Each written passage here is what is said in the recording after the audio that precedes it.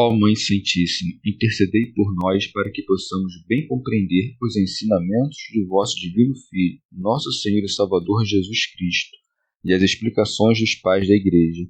Ó Virgem Imaculada, ofereço-vos este trabalho e peço que abençoais aqueles que o ouvirem, e que seja para a maior honra e glória de Deus. Amém. Senhor onipotente, purificai o meu coração e os meus lábios.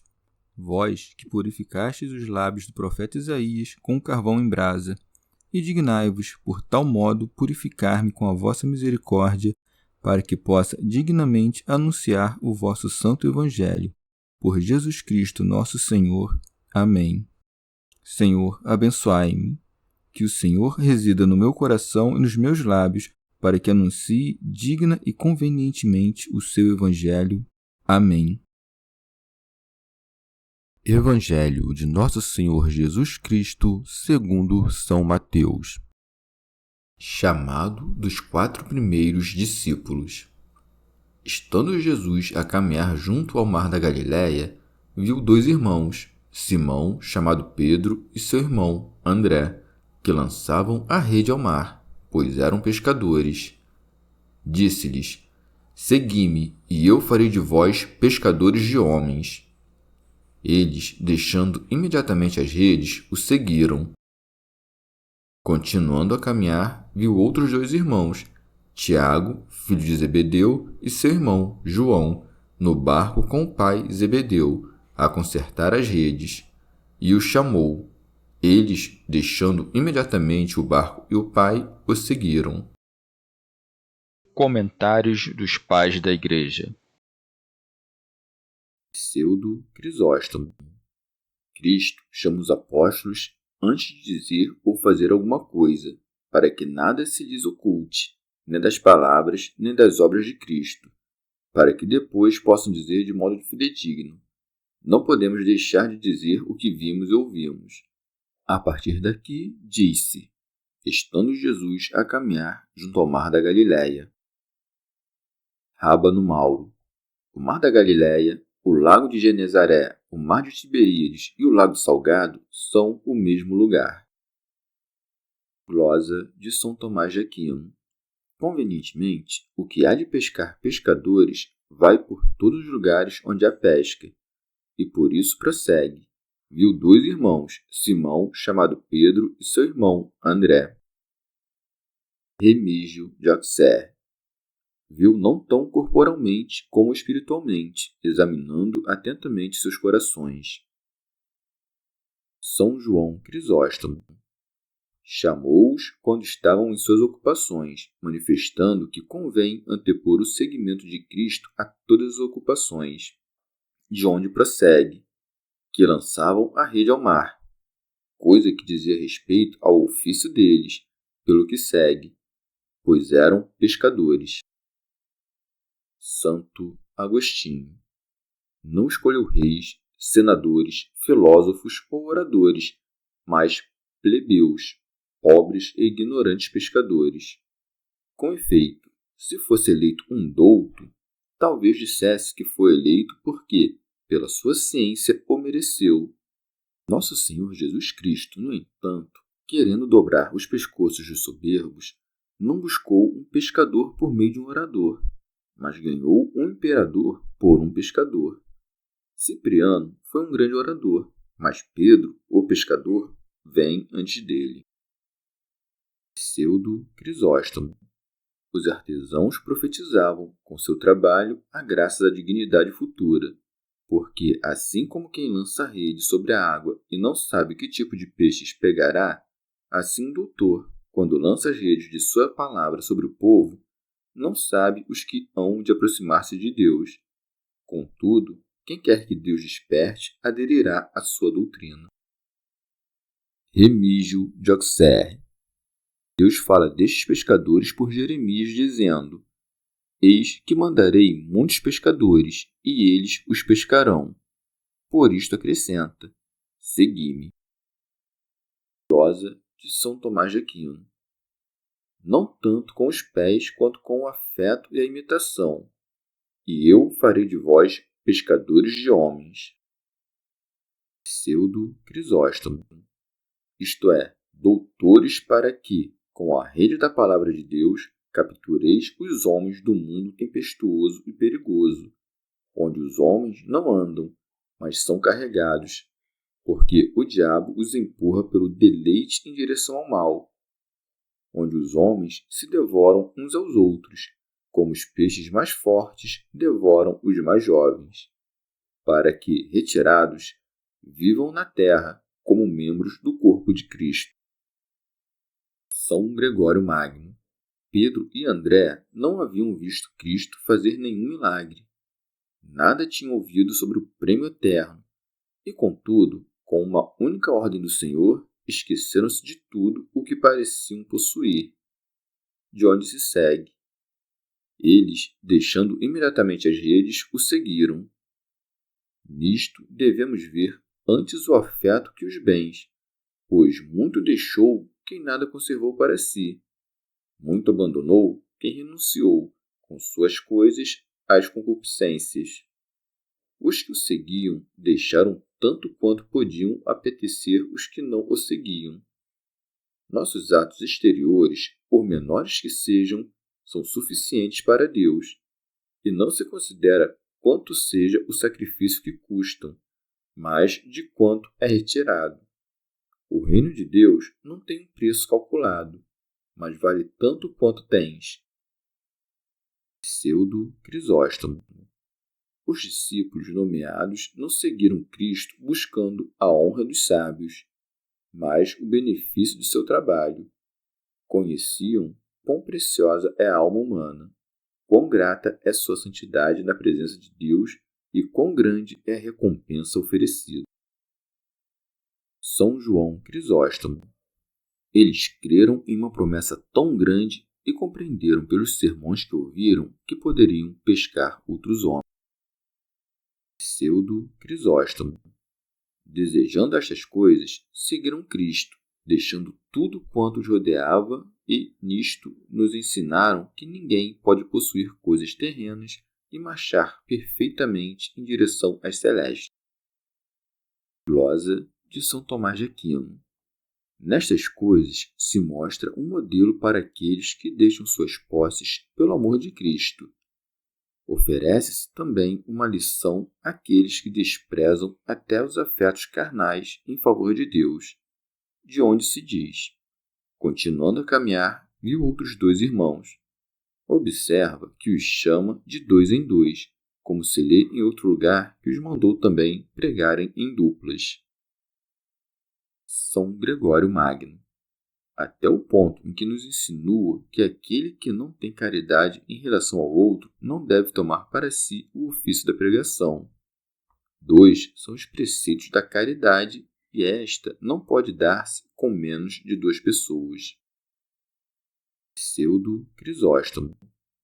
Ele pôs com muita propriedade os fundamentos da Igreja sobre a caridade fraterna, para que, subindo das raízes, como a seiva pelo tronco da árvore, chegue até os ramos.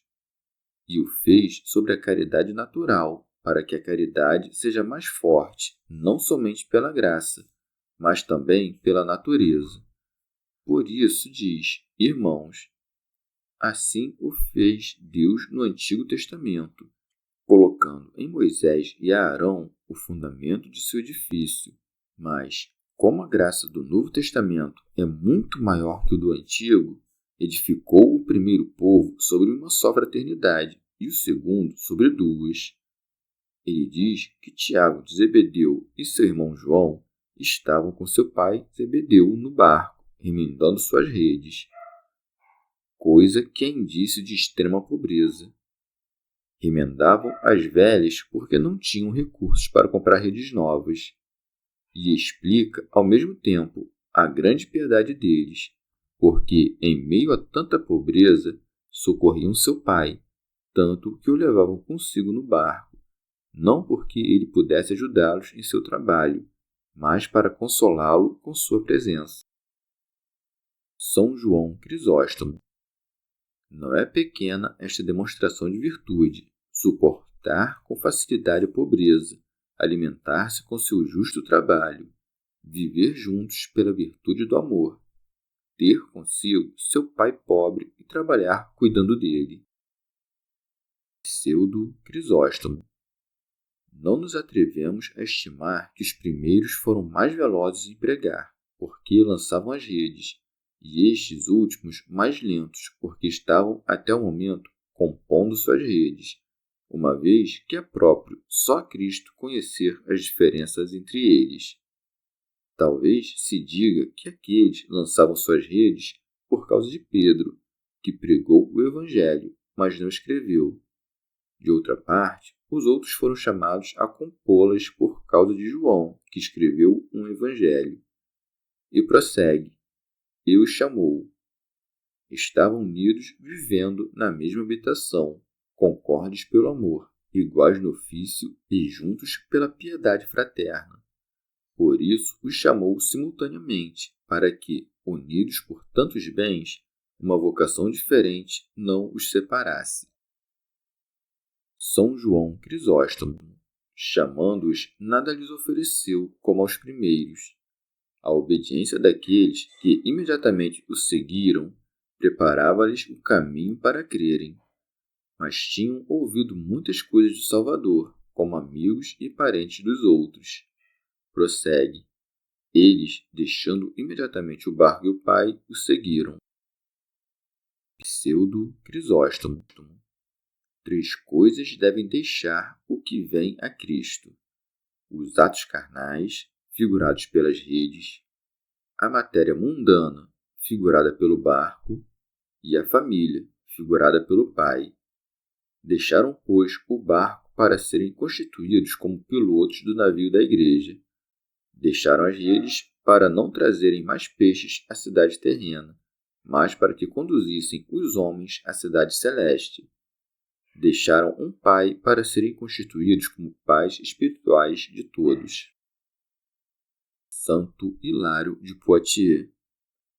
Ensina-se, pois, nestes que deixam seu ofício e a casa paterna para seguir Cristo, que não nos detenhamos pelas preocupações da vida secular, nem pelo costume de viver na casa paterna. Remígio de Auxerre. Do ponto de vista místico, designa-se este mundo pelo mar, em atenção à amargura de suas águas e à sua agitação. A Galiléia é interpretada como volúvel ou roda e representa a volubilidade do mundo. Jesus andava junto ao mar quando veio viver entre nós por meio da encarnação, porque tomou da Virgem não a carne do pecado, mas a semelhança da carne do pecado. Por estes 2 irmãos se designam os 2 povos que foram criados por Deus Pai, os quais ele viu quando os olhou de modo misericordioso. Por Pedro quer dizer conhecedor, e é dito Simão, isto é, obediente. Designa-se o povo judeu, porque conheceu a Deus por meio da lei e o obedeceu por meio de seus preceitos. André quer dizer viril ou formoso, e por ele se entende o povo gentio, que, tendo conhecido Deus, persevera de modo viril na fé. Chamou a nós de povo quando enviou seus pregadores, dizendo: Vinde após mim, isto é, abandonai o enganador e segui o Criador. Os apóstolos foram constituídos como pescadores de homens, isto é, pregadores, a partir destes 2 povos. Tendo deixado os navios, isto é, os desejos carnais, com as redes, ou seja, as concupiscências do mundo, seguiram Cristo. Por Tiago, entende-se também o povo judeu, que derrubou o demônio pelo conhecimento de Deus. Por João, entende-se o povo gentio, que se salvou unicamente pela graça. Zebedeu, a quem deixaram e se entende como fugitivo ou caído, significa o mundo que passa e o demônio que caiu do céu. Por Pedro e André, que lançaram as redes ao mar, designam-se aqueles que são chamados por Deus na primeira idade, lançando do navio de seus corpos as redes da concupiscência carnal no mar deste mundo. Por Tiago e João, que remendam as redes, designam-se aqueles que vêm a Cristo depois dos pecados e em presença das adversidades, recuperando o que perderam. Rábano Mauro. Os dois barcos são figuras das duas igrejas, aquela que foi chamada pela circuncisão e aquela que foi chamada pelo prepúcio. Qualquer fiel se converte em Simão obedecendo a Deus, em Pedro conhecendo seu pecado, em André suportando com virilidade os sofrimentos, em Tiago derrubando os vícios. Glosa de São Tomás de Aquino. E João parece que atribui tudo à graça de Deus. Portanto, somente se fala da vocação de 4 apóstolos, por meio dos quais se designa a pregação nas 4 partes do mundo. Santo Hilário de Poitiers. Nisto também se figura o número dos 4 futuros evangelistas. Remígio de Auxerre. Por isto também se designam as 4 virtudes principais. A prudência se refere a Pedro, pelo conhecimento de Deus. A justiça, a André, pela virilidade das obras. A fortaleza, a Tiago, pela vitória sobre o demônio. A temperança, a João, pelo efeito da graça divina. Santo Agostinho. Pode causar dúvidas porque diz João que André seguiu o Senhor não na Galiléia, mas junto ao Jordão, com outro cujo nome se cala e que depois Pedro recebeu este nome do Senhor. Os outros 3 evangelistas dizem que foram chamados da pesca, e nisto estão satisfatoriamente conformes Mateus e Marcos, porque Lucas não nomeia André, o qual, segundo se sabe, estava na mesma barca. Isto também é pouco conforme com o que o Senhor disse a Pedro, como recorda Lucas. Desta hora em diante serás pescador de homens, coisa que Mateus e Lucas contam que disse aos 2. Mas pode ser que o tenha dito primeiro a Pedro, como diz Lucas, e depois aos 2, como contam os demais. Mas tudo o que já dissemos sobre João deve entender-se com toda exatidão, posto que há diferença de lugares, de tempo e de vocação. Mas deve-se entender também que Pedro e André não viram o Senhor junto ao Jordão por modo a já unir-se a ele para sempre, mas somente conheceram quem era e, admirados com ele, voltaram às suas casas. Talvez, no entanto, recapitule o que omitira, porque, sem nenhuma diferença de tempo, diz, caminhando junto do mar. Pode-se indagar também, como chamou separadamente de 2 em 2, segundo contam Mateus e Marcos, enquanto Lucas diz que Tiago e João foram chamados como companheiros de Pedro para ajudá-lo e que, todos juntos, tendo puxado seus barcos para a terra, seguiram Cristo. Aqui deve-se entender que, neste primeiro chamado, sucedeu o que diz Lucas, e que eles voltaram outra vez para pescar peixes segundo seu costume. Não se havia dito a Pedro que nunca mais pescaria, uma vez que seguiu exercendo este ofício depois da ressurreição do Senhor, mas que haveria de pescar homens.